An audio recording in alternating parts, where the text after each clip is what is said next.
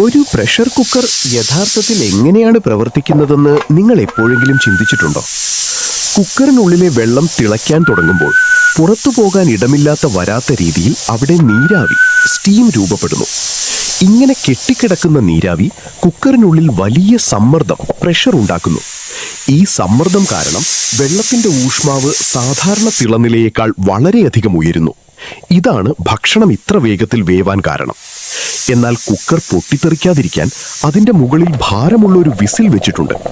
ഉള്ളിലെ സമ്മർദ്ദം ഒരു പരിധി കഴിഞ്ഞാൽ അത് ഈ ഭാരമുള്ള വിസിലിനെ മുകളിലേക്ക് ഉയർത്തുകയും നീരാവി വേഗത്തിൽ പുറത്തേക്ക് വിടുകയും ചെയ്യുന്നു.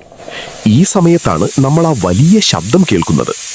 പക്ഷേ ഒരു ചെറിയ പരിപ്പോ ചോറോ ഈ വിസിലിന്റെ ദ്വാരത്തിൽ തടഞ്ഞാൽ സമ്മർദ്ദം കൂടി സേഫ്റ്റി വാൽവ് ഉരുകുകയോ അല്ലെങ്കിൽ കുക്കർ തന്നെ പൊട്ടിത്തെറിക്കുകയോ ചെയ്തേക്കാം.